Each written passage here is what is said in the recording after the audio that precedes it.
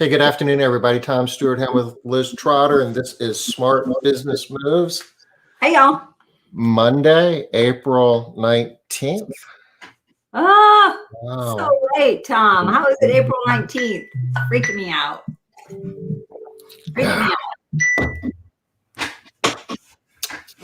My oldest daughter has a birthday tomorrow. Oh, she does? Oh, on the 20th. That's, isn't that the pot day? That's the pot day, yeah. Gavin's ex-girlfriend, I guess. Her birthday is tomorrow too. Like, how can it be his ex? I still love her so much. It's also Hitler's birthday. Oh, goodness. Her siblings remind her of that every year. I bet, especially the way your kids really love to like tease each other. I could totally see how they give her grief about it. Yeah. Hey, Linda. I just got hit up by Arksy about something on here. Oh, it's this Facebook Live. Arksy just sent me a little reminder. Well, there you go. I'm glad they did. We may have forgotten you. Thanks, Arksy. I appreciate that. Hey, Linda, how you doing? Tom, what is going on in the world? We have any news updates or anything? Well, you know, we've been studying the labor market a lot, and just some general numbers. We're going to be talking. I mean, we're going to be talking about, I guess, workforce development and labor, and how this is kind of the magic recipe here all this week. We're going to be talking about it today. We're going to be talking about it again Wednesday. But Jerome Powell, he's the chairman of the Federal Reserve, and I saw an interview from him the other day, and he was sharing one of the bigger concerns that they have is the unemployment rate amongst the bottom quartile of the workforce is at 20%. So they talk about the unemployment rate, and the overall employment rate is relatively low, 6 point whatever percent, but there's a whole lot of people in the bottom quartile. Now, I also was reading a piece by one of the principals at Glassdoor. You're familiar with them? They're the ones that have the website that people review their employers, and they were just talking about all the incentives that have been created to basically, for that bottom quartile, for them not to work. And says that that's probably going to be the case until at least Labor Day, because that's when the federal stipend or additional federal funds on unemployment is going to go away. And that's assuming they don't change anything between now and then, so they could extend it further. But basically, the gist of it is that we want to raise minimum wage. There's more than one way to do it, and one way is just create a financial incentive for people not to work, and then force employers to keep up in the ante and bidding on that until people decide it financially makes sense for me to go back to work. Wow, they actually said that, huh? Wow. Hey, Robin. Hey, Leslie. Wow. Jay Powell didn't say that because he's with the government, but the Glassdoor people, and I'm paraphrasing a little bit, but that was just kind of the gist of it. So they are seeing wages going up, and it looks like at where that stops and if it sticks or not. They're saying certainly that things will get better once the federal funds go away on the unemployment. But so a lot of people are speculating that they're going to be looking for legislation to push it out past September too. Yeah, that's what I had heard. I was talking to somebody last week, and they were saying how they just want to make it to the end of July because they read something that it's going to end in July. I'm like, yeah, you need to stop hanging your hat on that, because I would be surprised if it's chilling until Labor Day. Yeah, I'd be surprised if it goes away that quickly. So I I kind of see what Glassdoor is saying though, Tom. That really does kind of make sense to me, especially in the context of what we've been talking about for a while, right? That, money is not a huge motivator, but when you're talking about the triangle, which I never remember what it's called. Maslow. Maslow's hierarchy of needs, right? So the bottom level is security, that people have to feel secure. And so the money pops into that level. If they're not getting paid enough where they feel like they can survive and live, then it's not an okay wage, regardless of what the government says, what anybody says minimum wage is. Yeah, right, Tom? Yeah, the money is part of the equation. It's necessary, but it's not sufficient. There's a lot of other things that need to go into building an awesome workforce. And really, I think the thing that we need to be thinking about is being a good employer is not good enough anymore. You got to be excellent. You got to be awesome, because the flip side of it is the awesome ones are the ones that are going to be around to play the game. I think there's a lot of people that are, the companies that aren't that strong or that aren't that well managed. That they're going to have a hard time navigating these waters for the next 6 months plus. Yeah, I can really see that so many people are struggling right now, just with what's going on right now. So I can't even. I don't know. We're always looking toward the future, trying to figure out where things are going. And so, the wages are going up. They're going to continue to go up. And what we're going to be talking about Wednesday, just so you know, picking up on the theme, is we're going to talk about the numbers side of this. You're going to have to pay more to attract talent. So what does that mean to your business, and how does this tie back into your loaded direct payroll to revenue, and what other decisions do you need to make, and what do those decisions need to look like in order to make all those numbers work? Because if you just raise wages, and if you don't do anything on what you're charging your client side, it's probably not going to end very well. So, but how do you know what to do on the client side? How do you need to, what do you do to get your rates up accordingly for both new clients as well as your incumbents? We're going to get into that on Wednesday. It's going to be awesome. So what we're going to talk about today is going to help with some of the things that you need to do that are not directly related to the money, because exactly what Ian says right here, the money plays a big factor, but culture and environment are underrated factors affecting employee performance. Absolutely. And I don't even think that people are underrating them. They're just not paying attention to them. They're just like, nothing I can do. It's all about the money. And it's not all about the money. Yes, right now the money is a different situation, but we still have a lot of opportunities. There are still a lot of things that we can do. Yeah. Our friend Mel Kleiman says that when somebody is looking for a job, like if they're in Indeed and they're trying to figure out who do I want to apply for, the money is a big part of it. It's like, okay, I got 3 jobs here. They all look the same. I think I'm going to apply to the one that's offering the most money. Makes sense, right? Yeah. But once you're there working, if you're going to stay there for, 3 months, a year, 5 years or longer, it's about all the other things. I'm not going to stay in a job for 5 years that I hate, regardless of what the money is. Yep.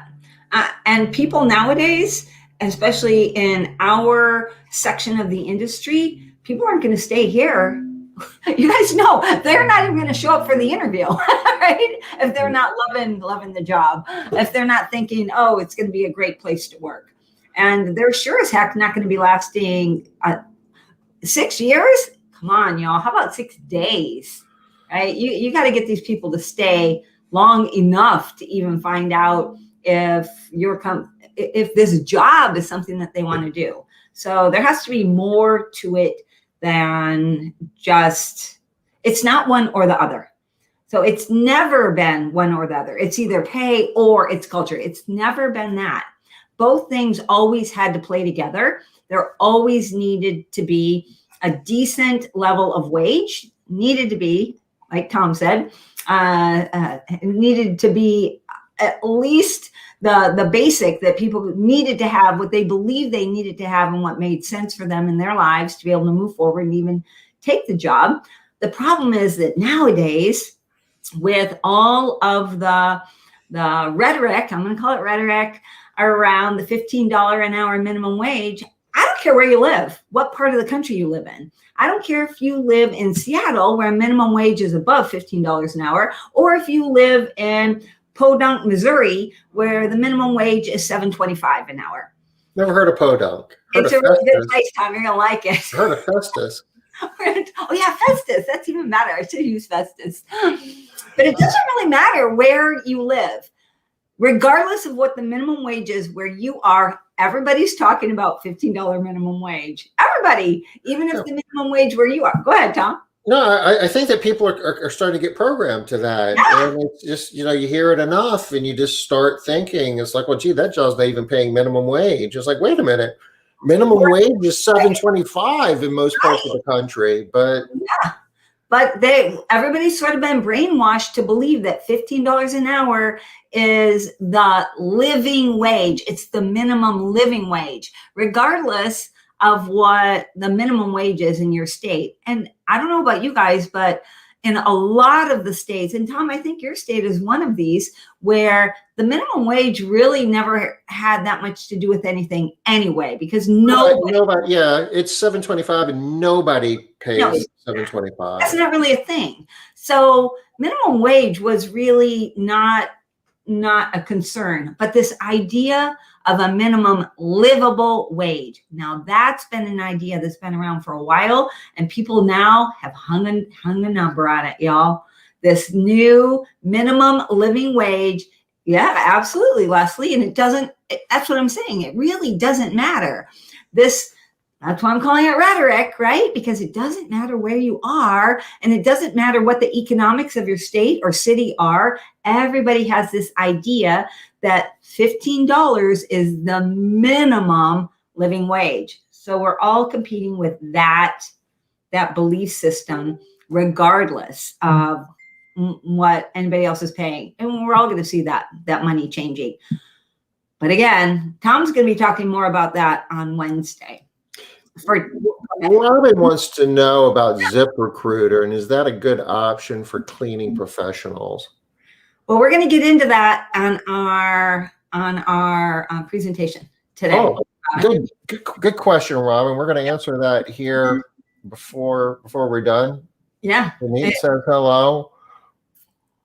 I need to stay 20 to 25% above minimum wage. Yeah, and your situation is a little bit different than even other people's situation, Leslie, because you have expenses are in such a different way. Your state is much more the workers' comp part of it is just lumped on top of the inflated wages. I mean, it's we've seen how we kind of joke about Portland, and now it looks like Portland is coming to your town. So just whatever's happening in California, Leslie is kind of giving us a preview. We need to get ready.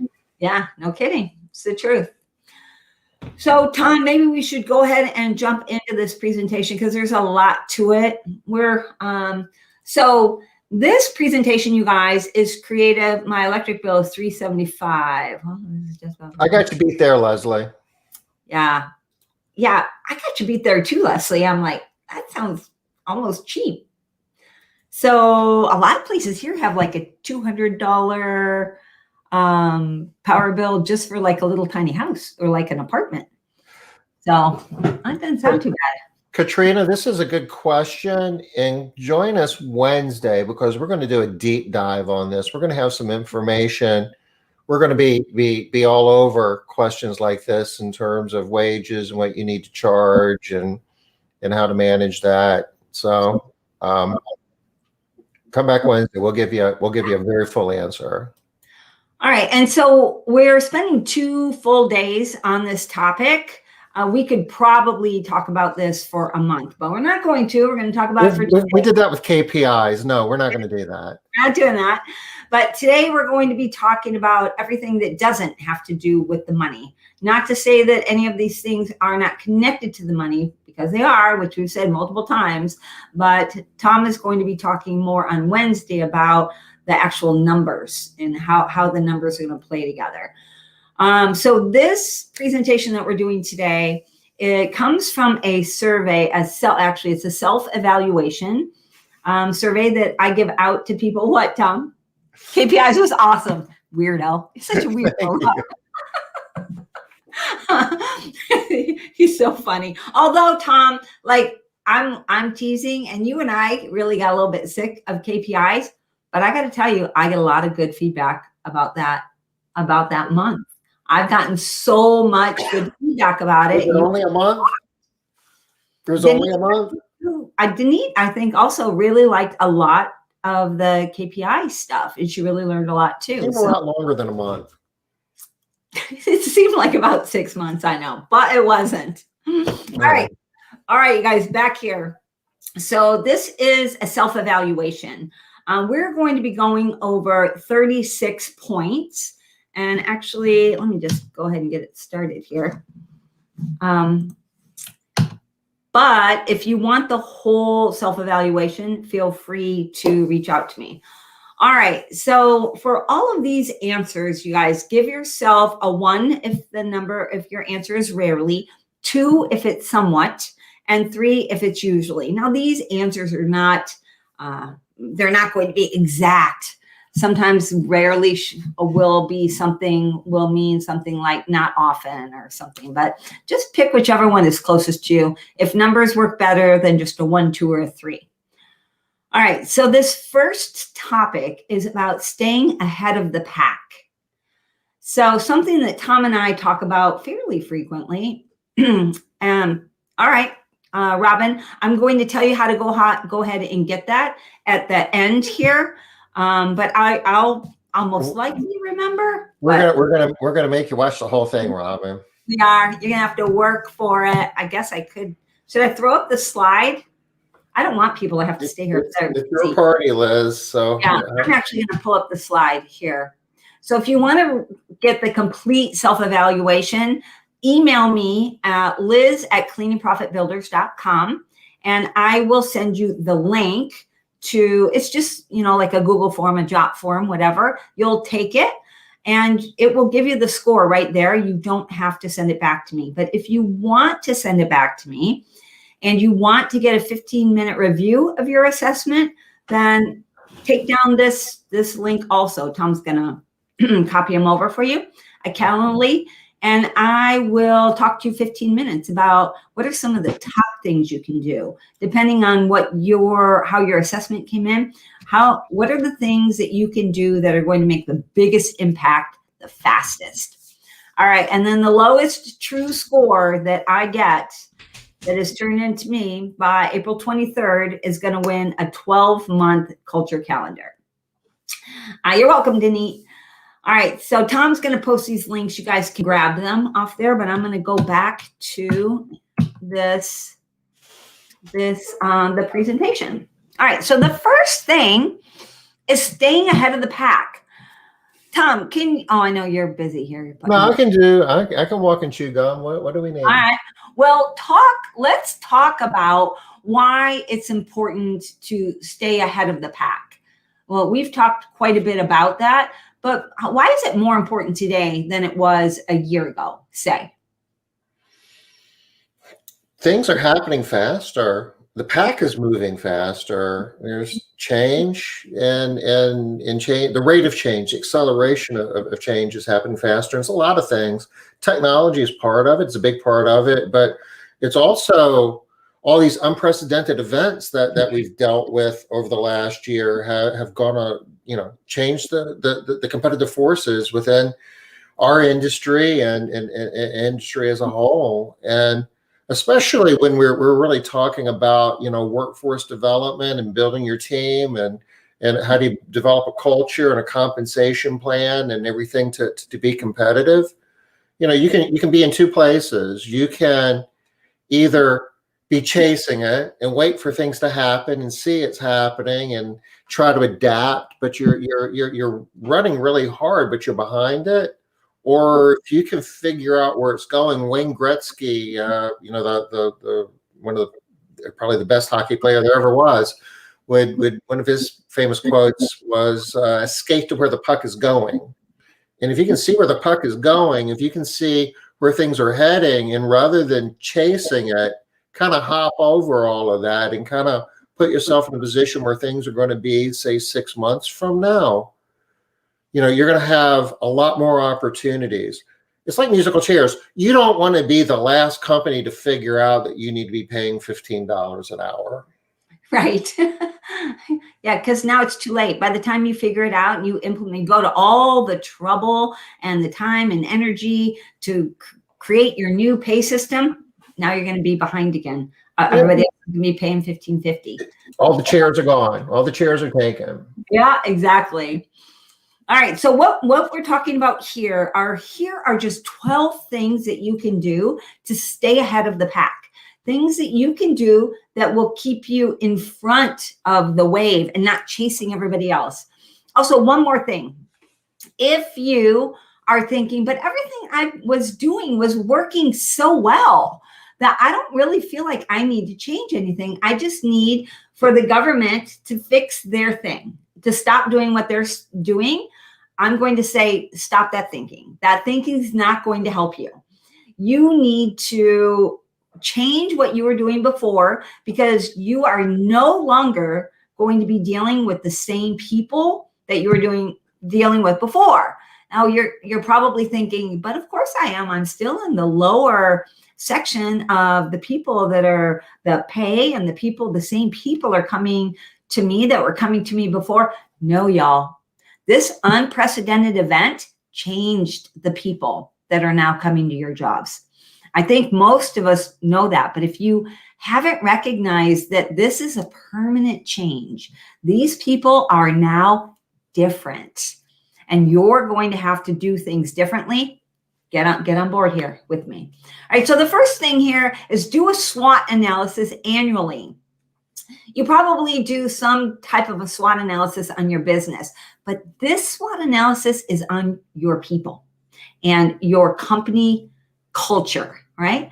What are the strengths that you have going on within your people systems, your HR systems? What are your weaknesses? Where are your opportunities? Where are your threats?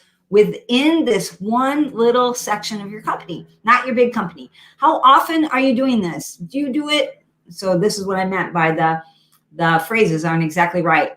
Have you never done it? All right, that would be rarely. Oh, you have done it.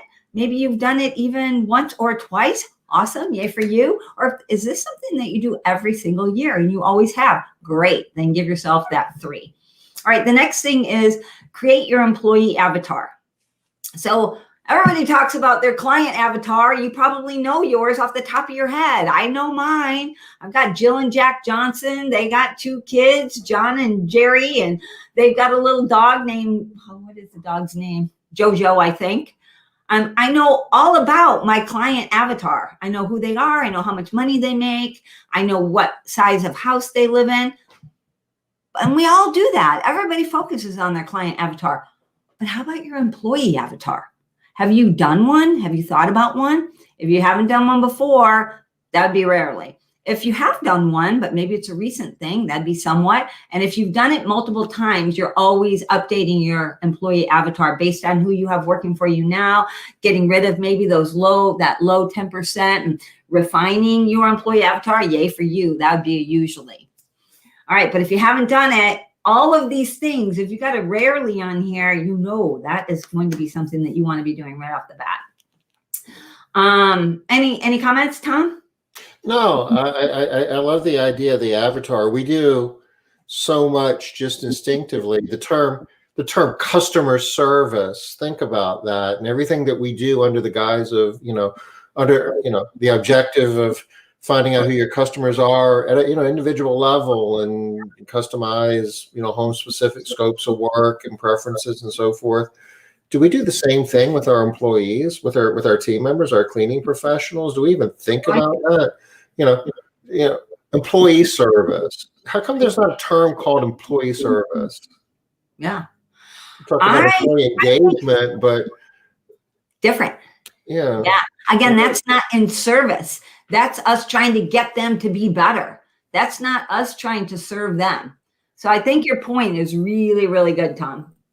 I was talking to somebody who, a very successful large cleaning business, and they were lamenting over their inability to basically build a workforce in today's world, and all the competitive forces that we've been talking about. And then the conversation kind of drifted off into all the things that company was doing from a customer service standpoint, the programs and recognition and thank yous. And it was really awesome. It's like, you know what?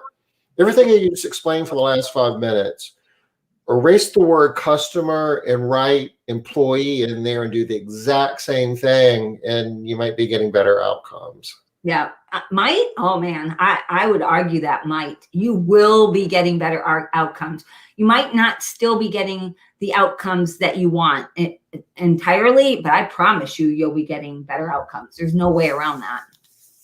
All right. The next thing is pay enough and then focus on doing. So we talk a lot about the pay. Yes, you have to pay enough, y'all.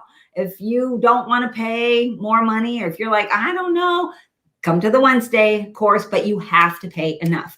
And what I mean by enough is enough for your market, where you are, your specific location. So what I have to pay in Olympia, Washington is not the same thing that Leslie has to pay down there in California. It's just not. But you need to pay enough for your area, your market, and the people that could potentially come work for you. And then after you do that, focus on doing. So get your pay plan set up, and then focus on doing. And then do more than your competition. Now, when I'm talking about competition, I'm not talking about just the other cleaning companies. What are some other places of competition, Tom? Or anybody else here? Who do you guys look at for your competition for employees? Yeah, hit us up. Drop some ideas in chat. Yeah, who do you guys compete with for employees? Or do you? And if you haven't been competing with anybody except for cleaning companies, jump on this bandwagon right here. Time to start. Say again, Tom? It's time to start if you haven't been. Yep, time to start. So who do you guys compete with for employees? So I can tell you some of the places around here. We don't really compete with fast food, but we could if we wanted to, because we have much better hours. You don't stink at the end of the day. Manufacturing and elder care. Elder care is a great one here too, Leslie. We compete with that all the time. A lot of our people hate the idea of seeing people die.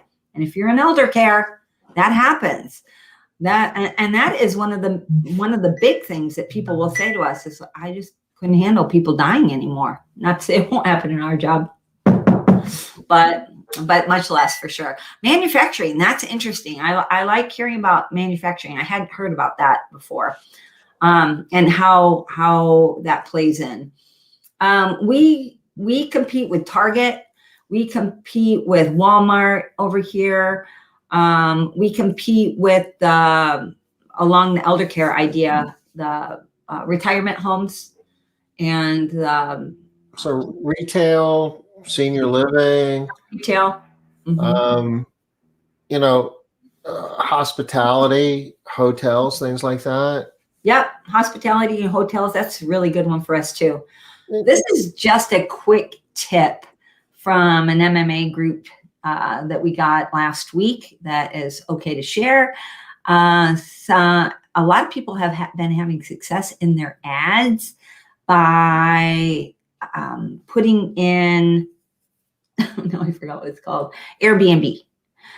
Doesn't mean that you do Airbnb, but you put Airbnb into the ad. People that are interested in Airbnb cleaning, they're then applying. You have a chance to say, well, currently we don't have any Airbnb opportunities, but we do have this other opportunity. You have a chance to sell. So is there a segment of job hunters, people looking for work, that they specifically want to clean Airbnbs? Apparently, there's a lot more applicants that are coming through with the Airbnb title. Any idea why? None. We've only been seeing success with this for a couple of weeks, but that's been using it has been showing success in this area. So Interesting. Give it a shot and see. I don't know. I think it plays into the gig worker economy also. I think it's part of that. It's like, yeah, I want to clean, but I don't want to have to work 5 days a week and 40 hours, and that's too much. So Airbnbs, yeah, I can go and clean when they need someplace. Maybe. That's my best guess right If there. I'm cleaning Airbnbs, it's not a 40-hour-a-week job, is it? It's not. And that's something that you guys are probably recognizing, right? That people are not wanting to work 40 hours right now. Very, very few people that are coming through are just, yes, wanting 40 hours. What they want is 40 hours of pay, but they want to work 30 hours. So they need to make more money so that they can work fewer hours. All right, next thing is find out what matters to your, Find out what matters to your applicant. So we didn't really talk a lot about do more than your competition. Just find out who your competition is, find out what they're doing for their employees, and do more than that is what I meant by that. And then find out what matters to your applicants. So a lot of times what we do is we wait until we get somebody hired. They've worked for us for a few months, maybe 3, and then we give them their first survey. Survey first. Survey your applicants. When they apply for your job, why did they apply? What was appealing about the job? What made them want? Just survey them. Find out what they want. Find out what they care about. What other jobs did they apply for? And why did they apply for those jobs? What other jobs are they going to apply for after your job? And what's the next job that they're looking for? Those are all great questions that you can ask in a survey. Find out what matters to the applicant and figure out, can you offer some of that stuff? So surveying your applicants, y'all, it's a golden idea. You got to do it. All right, next thing, learn from your competitors. So this is hard for people. Now with this, I should have said direct competitors. So other cleaning businesses. If other cleaning businesses are keeping some of their people some of the time, what is it that they're doing? A lot of times what we do, especially as business owners, we want to be the best. We want to be different. We don't want to be like them. We actively are trying not to be like this other company, but in some ways, maybe you need to do some of the things that they are doing. Learn from them. Learn from your direct competitors. What is working, also learn what isn't working. When they come to you and they say, I used to work at blah, blah, blah, don't feel embarrassed to ask them why they don't work at Joe Blow's Maids anymore. Although I guess that one's kind of obvious. It's a terrible name. How about Susie Q's? Susie Q's Maids. Crappy cleaners. Yeah. Don't be embarrassed to ask them why they don't work there. Don't be embarrassed to ask them what was wrong. Unprecedented times, y'all. Take unprecedented questions and activities. And at the same time, ask them what they liked about it. Absolutely. There's a lot to be learned there. And that's learn from your competitors, right? What did they do that worked? What did they do that didn't work? Learn from that.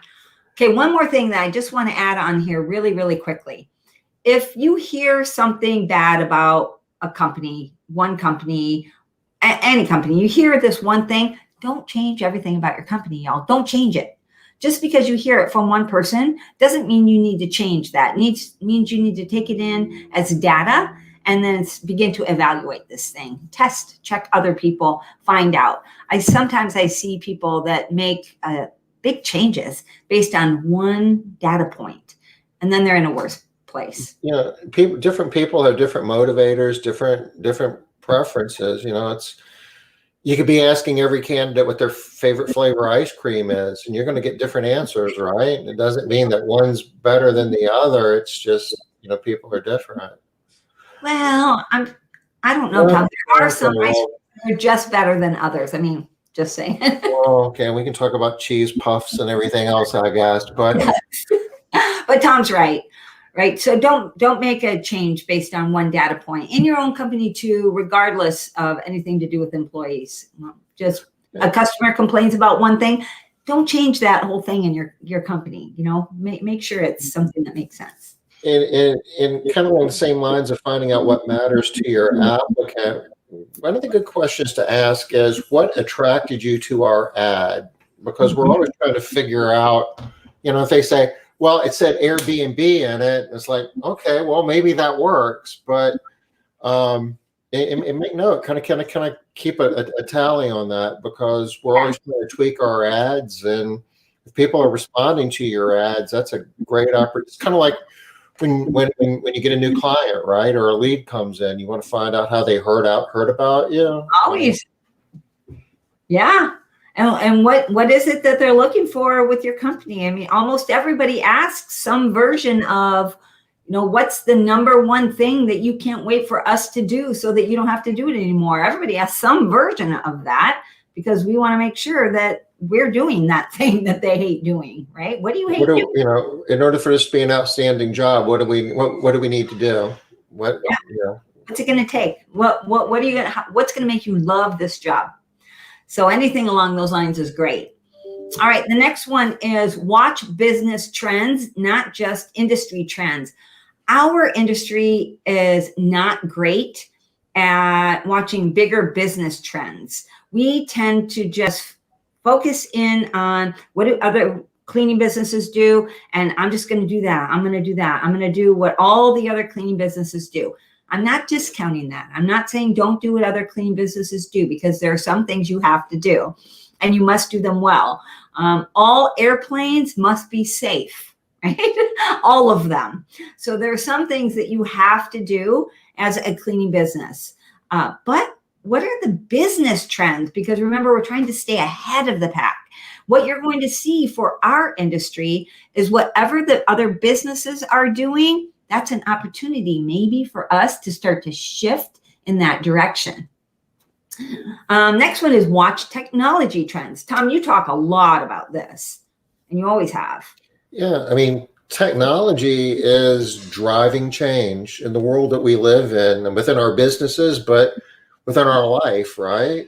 Yeah. And you know, there's this concept called Moore's Law that about every 2 years, the power of technology doubles. So not only is it changing, but it's changing faster than it used to. And this is hard to get our minds around, because we think linearly, but it's really more exponential in terms of the growth. And the change that we're going to see over the next 5 years is a lot more than what we saw over the last 5.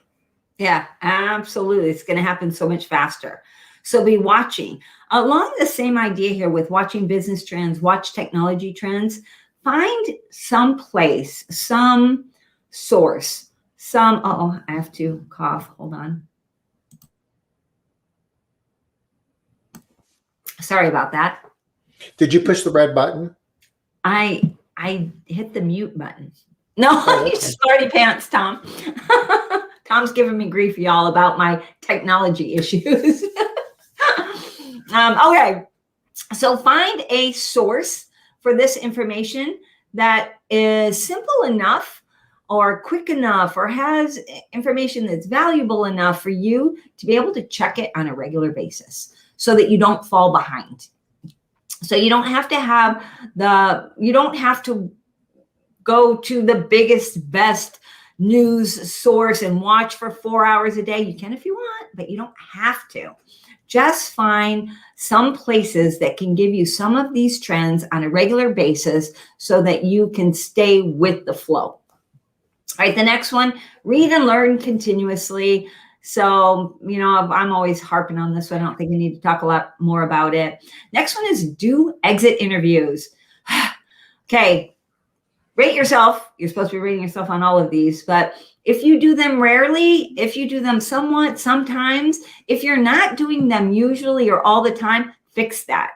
If you have a bunch of yeah buts going on in your head right now, like, Yeah, but they don't fill it out. Yeah, but I don't know how to give it to them. They just don't show up. Yeah, but whatever your yeah buts are, figure out the answer to that. Those exit interviews are so valuable. If your exit interviews are not valuable, change them. Put better information on them. They should be very, very valuable. They should tell you why people were attracted to your job, what they liked about your job, why they left your job, and what would maybe make them come back to your job in the future. All of those things need to be on there. All right, the next thing that you're evaluating is designing your culture for a people first culture. Have you rarely thought about doing it this way? Somewhat, you do this, or is this your first go-to thought? Yes, I need to design my culture around my people being first. All right. When you say people, you're not talking about just the general population. You're talking about the people that are working for your company. People in your company. I'm really trying hard, y'all, to stay away from the word employee, because that's a word that I think is going to be a dirty word before too long. I think that's going to be a bad word. I'm looking for new words. People's not it, but employee's not it either. So one way I'm looking to stay ahead of the pack is to not use that word. Go ahead, Tom. It's interesting because that came up in a internal meeting with Castle Keepers last week, and Kyle raised the issue of, well, doesn't it have like a lot of legal meanings? And it's like, well, yeah, it does. So that's going to be a very difficult word to expunge from the working vocabulary, because there's a ton of rules and regulations and case law built around the term employee, which has a very technical meaning. It's pretty easy to get around if you have to. What is an employee? It's this, right? And so then it's just tied. So I'm just thinking there's always going to be, Department of Labor is going to have all these rules and regulations. They're not going to, Congress has to change. I mean, the word's going to be there for a long time. Word's going to be here. Word's going to be here for a long time. But things change, y'all. How many things have you guys seen canceled from our culture? We're here for a very, very long time, and they're not here anymore, right? And there are big fights around it. So, change is happening faster than what it ever has. So maybe not. Maybe not. Maybe. But this isn't. You don't have to focus on just this one thing. No, there are 100 things on this list, y'all. Pick the things that you can do. Don't worry about the things that you can't do. Worry about the things that you can and do those. Do them quicker, do them faster, do them better than your competition. Right? The next thing is invest in education. Invest in your education so that you are in front of this. You're not behind it, following everybody.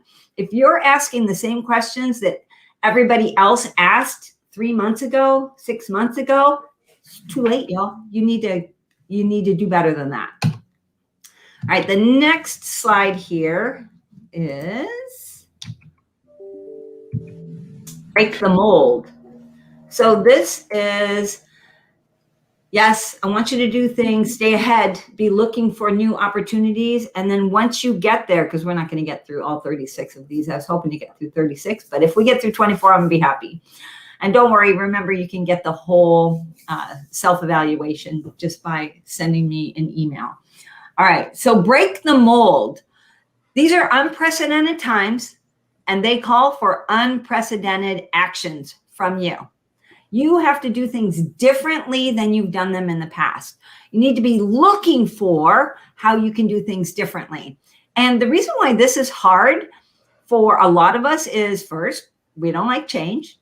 The second is, but it was working. Why do I have to change things that were working?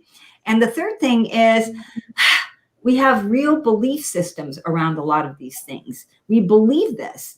So do you have to do all of these? No. Some of these you are going to read and you're going to argue with me that they can't be done. There's no way, etc. Don't do those. Just pick the ones that you can do. All right. So the first one is break the mold, expect resistance, embrace it. Typically in our industry, people want little automatons that just come to work, go out, just do your job, don't say anything, don't argue, don't complain, don't anything. Why not? There are a lot of businesses, a lot of big companies, a lot of companies that do a lot more than we do, that not only expect resistance, they embrace it. They look for resistance, and that's how they make their big changes. So it's an opportunity to change what you're currently doing. Oh my goodness, it's hard for me to say. Expect resistance and embrace it as a good thing. The next thing is look for good people in unlikely places. And so remember, you guys are supposed to be evaluating yourself here. Are you looking for good people in unlikely places? And this is going to, I believe it was Robin's question about, where, do you remember where he asked about, Tom? Robin. Yeah. Which one of those hiring platforms? One of the ones that is not typically used. I'll find it. ZipRecruiter. Yeah, ZipRecruiter. Okay. So ZipRecruiter has not been one of the hiring platforms that people have gone to and said, wow, I've gotten amazing results. But try. How expensive is it? Can you afford to do it in this area? It might be a good place to try. It might be a new place to try. You might be able to find better people.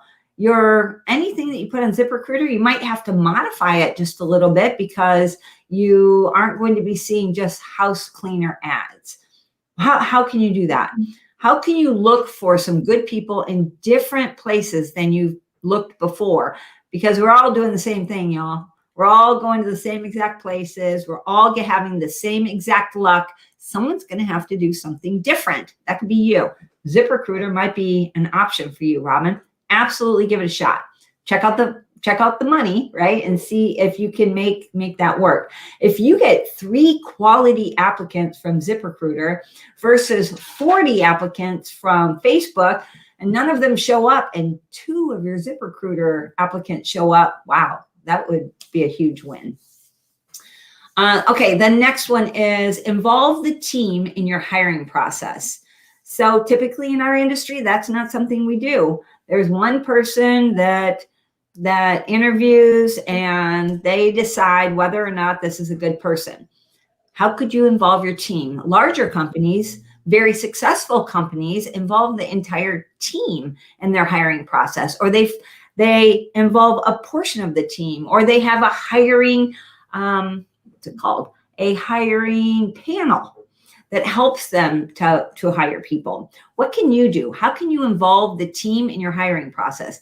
If you are scoring rarely or somewhat on that, maybe you're already involving your team. I think, Leslie, didn't you say that you have people that they go through, like 3 people or something? It might not be you. I'm sorry if I got that wrong. But how can you involve your team if you've got a rarely or a somewhat on there? The next one is select by talent, not resume. So a lot of these are hard. It's like, how? I don't know how. How do I select by talent, not resume? I just want them to give me their resume or give me their application, and I just want to hire them according to that. An idea that's different is to hire by talent. What you got, Tom? No, I'm just thinking, if I'm hiring a trombone player, maybe that would be more easily done. But how do you, when you're looking for a cleaning professional, how do they audition? What's the best way to do this? So some things around this might be, you've heard it before, how clean is their car? Have them take a picture of underneath their kitchen sink. How many cleaning supplies are under there? How are they already cleaning? I know. Is that really a reflection of talent, though? It could be, though, because if you're really good at something, you usually find the right tools to do it. Would you agree?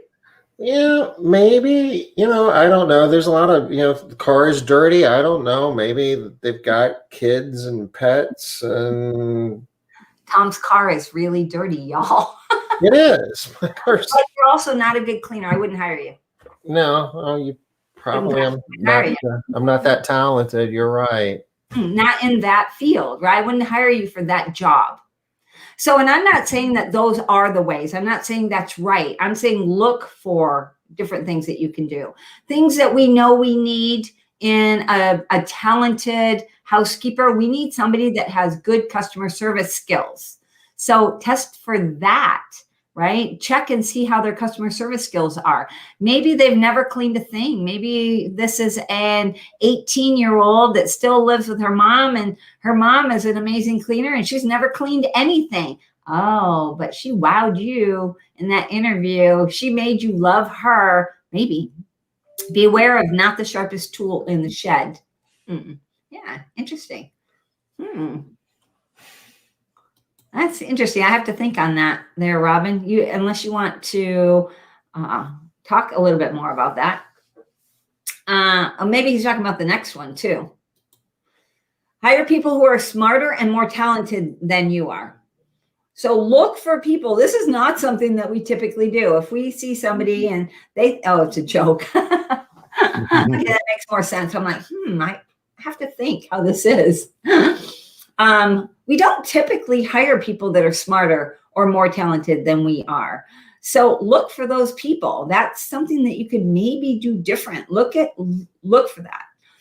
The next thing is look for people to nurture and promote. This is not something that we do. What we usually do is we look for people that are already amazing. And now a lot of these things that you see on here seem to go against each other, right? They seem to be like, you're saying hire somebody that's already amazing. Then on the other hand, you're saying hire somebody that's not amazing that I can nurture and promote. Yes, I'm saying both, right? We need to be able to break the mold. Don't do the same old thing that you've been doing, whatever it is. Do more of whatever was working, and what else can you do? What other things can you do? And even the things that you were doing before that were working, break them, change them up, fix them. How can you make them better than they were? The old answers are not the right answers for 2021. Did you have something, Tom? Just thinking about the nurturing and promoting and figuring out, some people are probably more nurturable than others, if that's a word. Absolutely. Yeah. Any tips on how to identify that? So let's see. If I was looking for people to nurture, I would be looking for people that were talking about maybe going back to school. They wanted to learn new things. They liked the idea of learning and growing. That somebody that was talking about they want to have this great job, whatever it is. They're like, yeah, I would really love to be a vet tech someday. Okay, awesome. I wonder how we could help you get to the position of being a vet tech. But if they're like, no, I always just wanted to be a cleaner. I'm not saying there's anything wrong with that again, you guys. I'm saying we're looking for new things that we can do. How can we take advantage of some of the other opportunities that are out there that other companies are already doing? Okay, and remember, this is self-evaluation. So if you're like, yeah, I usually do look for people to nurture and promote already, great. Don't focus in on this one. Look at some of your rarelies. The next one is make changes willingly. We fight change. We're like, we want to just keep doing what we've always done. But I'm saying you gotta make some changes. Unprecedented times. We have to make changes. Did you have something, Tom? No, I was just muting my mic for a second. Just happy. Okay. Oh, it's, yeah. Okay. There's a red button on it, and when there's noise in the background, I press it, it blinks, and I'm muted, and then I press it again, and I'm not muted. He's just giving me grief, y'all. He just likes to give me grief. All right, the next one. Study your core employees. Do you currently study your core employees? Your core employees, y'all, they're gold. That group of people, those people that don't want to leave you, they love you, they think your company is great. Those people are who I call your core. Study those people. What is it that they love about your company? What is it about them that makes them your core? Those people make your company solid. They help your company to grow. They help you to do all of the things that you want to do if you let them. So study them. If you're not, you mentioned on the previous slide about your avatar for your model employee. Is that kind of where you start with that? absolutely. I would take my core employees and I would create an avatar off of them. That's what I'm looking for. These people, right? The amalgam of these people. That would be amazing. That's going to be awesome. But you have to know about your core employees, which we'll talk more about, matter, meaning, measure, all that kind of stuff on future slides. But study your core employees if you don't already. And then position your company as a great company. So do you already do that, or do you sort of back off that a little bit? Oh, and we're kind of short on time. So I'm just going to talk about this last one. Tom mentioned it earlier. We're all going to have to be doing this in the future. In 2021, we're all going to have to be great companies. And Tom talks about it in terms of being a great employer.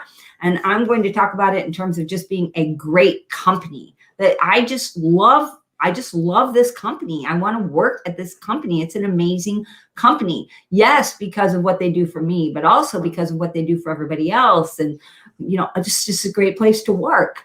So position your company as a great company. And how do you do that? How do you position yourself as a great company?